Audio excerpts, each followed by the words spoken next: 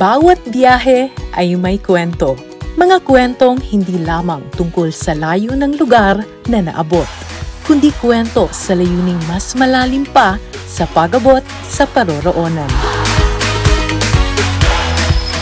Hi everyone. Ako si LJ Lisario. Usa ko ka Bolt user.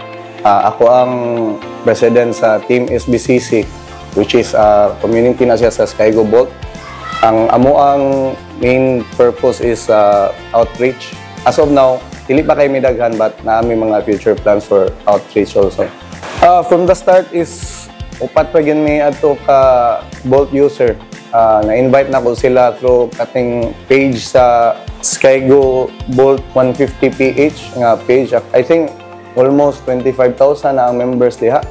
So dito nag-post ko nga naatay group or GC sa Skygo Bolt nga Cebu. Then mo to na ay nang join. Kada kita na mo sa dalan og nang nay magamit og BLT, amo din na siyang parahon.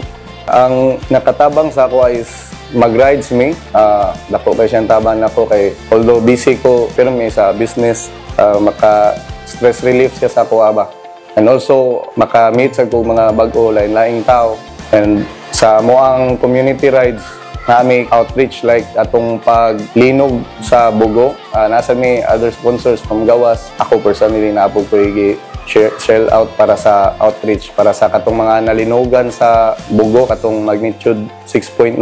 Nindot kito among experience dito kay nakita ginamo ang team spirit ba. Kita sa namo nga ang among mga members sa Team SBCC is fully committed jud sila nga mutabang sa ilang isig ka tawo. So mao to ang usa ka nindot namo nga experience sa amo ang Skygo community nga BLT. Ito ang biyahe nila. Mga kwentong pinapatakbo ng malasakit, pagkakaisa at pagmamahal sa kapwa.